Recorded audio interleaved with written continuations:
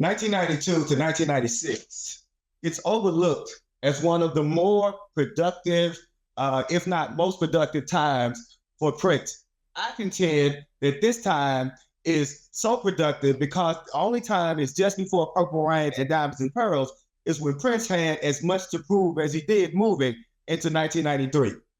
When the Love Symbol album doesn't chart as well as Diamonds and Pearls, Prince is once again facing industry doubts of if he's still relevant. His answer is to do what he's always done, reinvent himself with an advanced or modified philosophy and sound. We've already established that each new album saw Prince present himself as a completely new being, physically, lyrically, thematically, and musically. In doing this, Prince was being a pop icon while working in a tradition of African American music, which has a history of changing into something new, either to reflect a new social political needs of Black people or because their previous creation had been colonized and commodified by white America for the profit of white America. For those who doubt it, Prince was always aware of this systemic oppression. Just check out the original 1981 lyrics of Jerk Out that was rejected by Maserati because the message was too angry. And of course, the lyrics of The Sacrifice of Victor and Black MFers in the House make it clear that Prince was well aware and intent on addressing systemic racism even more moving forward. What's driving this refocus is Prince's uncanny ability to merge his personal experiences with cultural and communal experiences in which his songs contain a singular I speaker that also doubles as a collective I speaker. Thus, Prince was able to take his battle with Warner Brothers and use it as a metaphor for a commentary on the battle of artists for economic freedom and the battle of African Americans for full citizenship. This personal struggle becomes a narrative executed in the work that Prince releases from 1993 to 1996 and should impact how we order, listen to, and understand both Come and the Gold Experience. The version of the Gold Experience that was officially released on September 26, 1995 includes only 12 songs. It is my contention that the Gold Experience originally included 19, possibly 20 or more songs. Due to the long, drawn-out fight or process to get it released in a manner that would please the various parties involved, by the time it was released for public sale, it had been negotiated and edited to 12 songs. We know by Alan Light's August 1994 article for Vibe that the album was finished and, quote, in the hands of managers and lawyers at Warner Brothers Records as they negotiated how, if all this music would be released, end quote. To understand, we must go back to come forward. So let's begin with what we know. We know that in the fall of 1991, Prince released Diamonds and Pearls. There's a notion that Diamonds and Pearls has a similar intent of Prince's second album, Prince, as both albums follow albums that were not a commercial success. Thus, Diamonds and Pearls is made by Prince with a conscious attempt to prove that he still had the ability to produce hits and that he could funk, roll, and soul with the best of them.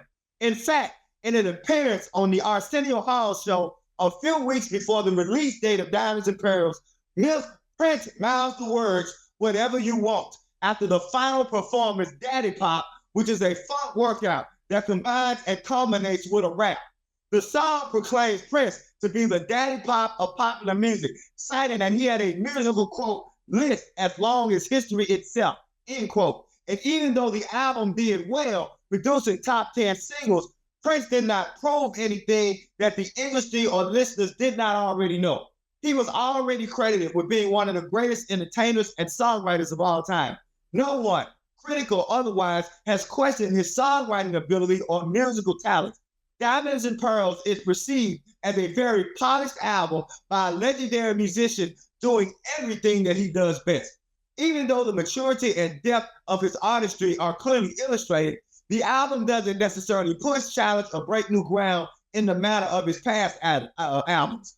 Even though Diamonds and Pearls is a wonderful album, I add wonderful album, it was always Prince's goal to push himself and his listeners by staying on the edge of what is new, exciting, and innovating in the field, both musically and lyrically. Accepting this notion, however, of having to remain on the cutting edge can be a trap. When one gains acclaim for being an innovator, it is easy for one to become lost in the shuffle when the rest of the pack catches up with or pulls even with you. One is often fighting a constant battle where just producing well-crafted work is not enough.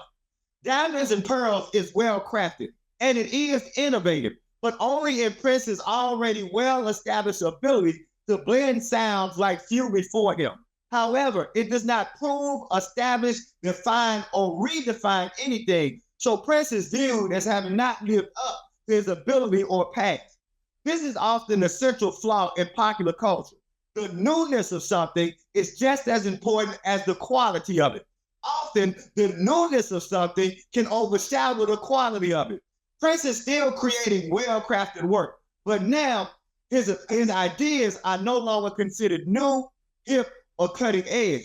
This is the largest obstacle to overcome, especially when it's perceived by the new, younger, buying public that you have kind of thumbed your nose at and distanced yourself from a new generation. Popular music is based on, of course, popularity, which is equated with the amount of one's record sales. Record sales are determined by one's ability to speak to and echo the sounds and concerns of the current buying public. Though there are many social political factors, aspects, and elements which contribute to one's record sales, the bottom line is still the amount of sales. There are very few articles in Vibe or Rolling Stone about visionary artists who don't sell records. Vibe and Rolling Stone must sell issues to survive, just as record companies must sell units to survive. Though Prince moved units with Diamonds and Pearls, it wasn't the amount of units as Purple Rain. So he had become old news, playing second fiddle to the new artists at the top of the charts. After Diamonds and Pearls, Prince began to dig deeper and explore who he was becoming. However, it is a bit difficult to grapple with who you are as a well-established, financially secure, critically acclaimed songwriter. According to Richard Wright in his book Black Boy, physical hunger is what drives artistic hunger. In most cases, once an artist has satisfied his physical hunger, it becomes difficult to maintain that level of intensity towards his art. As Prince stated in a 1981 interview, quote, "Poverty taught me I had to work," end quote. Often, as with the case of Prince, after a certain amount of success, one becomes more absorbed with the aesthetics of the work in contrast to how the art represents a particular group of society. Individual success increases the risk of creating art that may be soulful but fails to connect to a larger audience. The result of Prince's searching after Diamonds and Pearls is the Love Symbol album, which represents the soul searching of an artist grappling with what it means to have made it as an artist. We must understand that no one actually remembers becoming 30 or remembers becoming the top dog.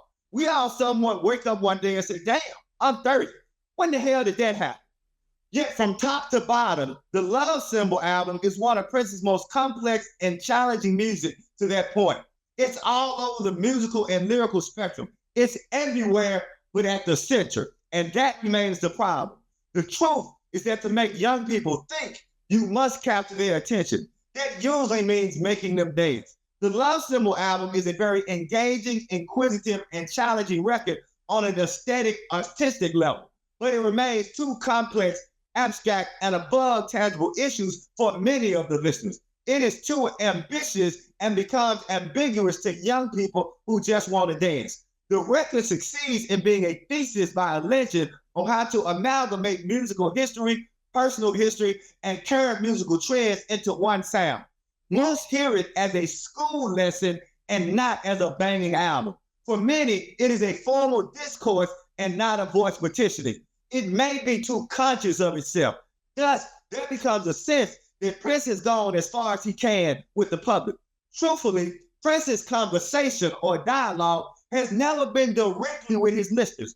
It is with himself and his higher power. The audience is just eavesdropping on the work in progress. By 1992, Prince had reconciled himself to sex and its uses, to himself, to society, to God as he understood it all, and ascended to the heavens of artistic aesthetics and critical theory. As he himself indicates, quote, Prince did retire. He stopped making records because he didn't need to anymore. It's fun to draw a line in the sand and say, things change here, end quote. The 1993 release of the hits 1 and 2, the B-side, is evidence of this line drawn in the sand. Here is their greatest hits package from an artist who has created a career by never looking back and always driving forward. Even the 4 new songs released on the hits are, for practical purposes, the last of Prince songs that do not deserve to be confined to the vault, but they do nothing to expand or evolve his artistic career. The searching seemingly was over.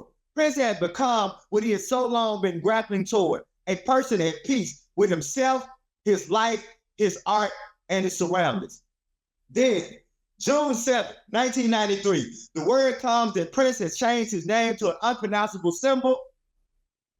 The official explanation appears at the end of the video collection, The 3 Chains of Gold, and reads, quote, epilogue. Upon the 7th day in the 6th month, 1993, marking the beginning and ending of cycles of creation, Prince, reaching the balance of 35 years, put in practice the precepts of perfection, voicing bliss through the freedom of being oneself, incarnating a new power generation into 6 periods of evolution, giving birth upon himself to regenerate his name as, for in the done, all will require no speakable name to differentiate the ineffable from one that shall remain, end quote. He further elaborates to light in the August 1994 interview for Vibe magazine. He states, quote, I followed the advice of my spirit. It is the age-old question of naming and identity. Born Prince Rogers Nelson. I'm not the son of Nell. I don't know who that is. Nell's son. That's my last name. I asked Gilbert Davidson if he knew who David was. He didn't even know what I was talking about. I started thinking about that, and I would wake up nights thinking, who am I? What am I? But essentially, it came down to the music, end quote. Prince, rebirthed as, found a way to continue. He found something deep within himself that drives to further his journey. And that is all the explanation that most of us need. He found a way to continue to push himself and his listeners. Maybe he decided he was not there yet. Maybe he decided to engage the questions of the next generation. Whatever the reason, he found a way to continue to make songs that take risks. Yet, from this point, things run together and get blurred. Most popular music critics, such as Kurt Loder, suggested that the name change was just another gimmick to boost a failing career. Some speculated that the name change was a tactical move to give himself leverage to release music during the dispute with Warner Brothers. And some, like myself, chose to take him at his word, that the name change came from a continuous search for identity, spirituality, and artistic creativity. Whatever the reason, 6 or 7 months after the name change, begins to appear at impromptu gigs with new music, representing his new self. The 1993 European tour for the Love Symbol album would mark the end of relying on his past songs as safe havens in concerts or simply resting on the success of those songs. After the name change, we received 10 albums: Come, 1-800-NEW-FUNK, The Gold Experience, Exodus, Chaos and Disorder, Emancipation, Crystal Ball, New Power Soul, The Fault, and Rave Until the Joy Fantastic. We know, however, that at least 95% of the music which appears on Come and The Gold Experience can be accounted for by August, September 1993. We know that within a rush to get his new music to the public. We don't know if all 20 plus songs were to be on one album or if there should have been 2 albums that were to be released as companion pieces. We know by Life's article that 2 songs, Days a While and Repop Go to Zipper, were on The Gold Experience in May of 1994, over a year before it was released, but are not on the version released in September 1995. We also know that appeared on Soul Train in the spring of 1994 and performed what was deemed, quote, 4 new experiences, end quote. And those experiences included Acknowledge Me and Love Sign, yet neither of them appeared publicly on the release version of The Gold Experience. There's a vague indication by himself that the album would not reach the public in its original unedited state, as he states to Light, quote, we have a new album finished, he says conspiratorially, but Warner Brothers does not know it yet, end quote. In a film short, The Beautiful Experience, which has the same concept of experiencing human emotions and thought through interaction with a computer as The Gold Experience, this gives us some sense of what was meant to be on The Gold Experience.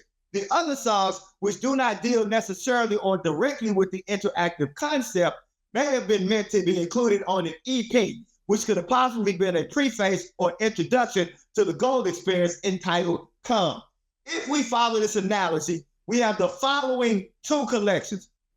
The Come EP, which should have only included Come, Space, Pheromone, Race, Dark/So Dark, Solo, and Let It Go. And the other collection would have been a double CD, the Gold Experience, which should have included Interactive, Endorphin Machine, Heat Control, Acknowledge Me, Shh, We March, Love Sign, Hide the Bone, The Most Beautiful Girl in the World, 319, Days a While. Now, Lose/Papa, I'm making Lose and Papa one experience, one continuum. Repop Go to Zipper, Shy, Bitter Jack Bitch, I Hate You, Dolphin, and Go. The Come EP is dark, stoic, and serves to end Prince's career and introduce. The album credit is given to, quote, Prince, 1958 through 1993, end quote. The essential songs on the EP's concept are Come, Space, Solo, and Let It Go. The Come that appears on the EP is a more jazz funk arrangement that receives a looser, more ambiguous sexual treatment than the Come that appears on the film short, The Beautiful Experience. The Come of The Beautiful Experience is more literal and direct about the dawning of a new spiritual revolution. Yet, those who are familiar with the latter can still hear the tracing of spirituality, the cross the line to a better life in the former, especially when coupled with Space, which follows Come on the EP. Conversely, there are two songs for Space. Space, the single which focuses more on physical relationships, and Space, the universal love mix that focuses on the spiritual connection of the male-female relationship. Unfortunately, the ambiguity of the lyrics obscures the message of the song. However, Come and Space are able to act as exposition pieces to clarify his new direction. Come is an invitation on two levels. First, is inviting the listener to cross the line, separating the physical from the metaphysical. Remember, Prince is dead, as indicated by the cover of the Come EP. So he has crossed the line to become, and he is inviting the audience to join him. He is building upon Funkadelic's notion that if you free your mind, your ass will follow. Secondly, once you come to the spirit world, you will come, C-U-M, meaning that you will experience a spiritual orgasmic epiphany revelation, which will lead to a revolution, liberating your mind from a physical limitation. Space then comments on what physically happens when we cross the line. It begins in the physical with the romantic relationship and shows that love, romantic or platonic, is the catalyst that propels us toward evolution. We are put on this earth to love. It is the one thing that helps us transcend space between the physical and the spiritual. Solo, a poem written by David Henry Wong that finds a home as a bridge between Come, Space, and Let It Go, is a song articulating sorrow, disillusionment, melancholy, and despair. It seems that Prince has reached a point of emotional dead ends, no way up and no way out. He states that he is, quote, solo, my name is no more, end quote. In Solo, there is a concession to death, waiting for the angels that sing overhead. The human being can no longer continue as Prince. He has transcended that identity, which encases him and prohibits his growth. He feels trapped by the purple rain phenomenon that everyone, listeners and Warner Brothers, is stuck on hearing and remembering. Prince has become a shell that must remove if he's willing to survive and evolve. And if Solo is death, Let It Go is the rebirth. It is the confident soul declares a new attitude on life. Accordingly, Let It Go was promoted as the song which answers the questions concerning the name change and future plans. The song does not address either specifically, but it does allude to the ongoing problems with Warner Brothers and his new attitude toward life. Let It Go addresses how he has been a closed shell, especially in relation to his frustrations with the business aspect of the music industry, and now the time has come to let it all go. Quote, ready or not, here I come. All my life I've kept my feelings deep inside. Never was a reason to let somebody know. Until now, all I wanted to do is know what I do and bang on the drummer and love so-and-so. But now I got to let it go. Lay back and let the vibe just flow. I want to just let it go. Lay back and let my feelings show. I'm ready for the real. Give me something I can feel. 14 years and tears I long to sing my song. But a horse couldn't drag your ass to put me on. But now I got an army and we 3 million strong. This song will ring in your ears until we are gone. I am at my 20-minute mark. So I will just simply end by saying that when Prince asserts that he's going to let it go, he means divorcing himself from Warner Brothers and the limitations of the machine. Yet he was also indicating in more precise lyrical direction in 1986. He added 3 black males to the revolution, causing the band to be known as the Counter-Revolution. In 1988, he signed George Clinton and made the statement to Paisley Park. In 1990, he added the Game Boys, 3 African-American male dancers to his band that now included only 1 white member. By the time we get to Come, Prince's songs became even more conscious of specific struggles of African-Americans, showing that this new spiritual awakening would be anchored in Black liberation theology, which was a primary theme for the remainder of his career as Prince transformed from race to we march. Thank you.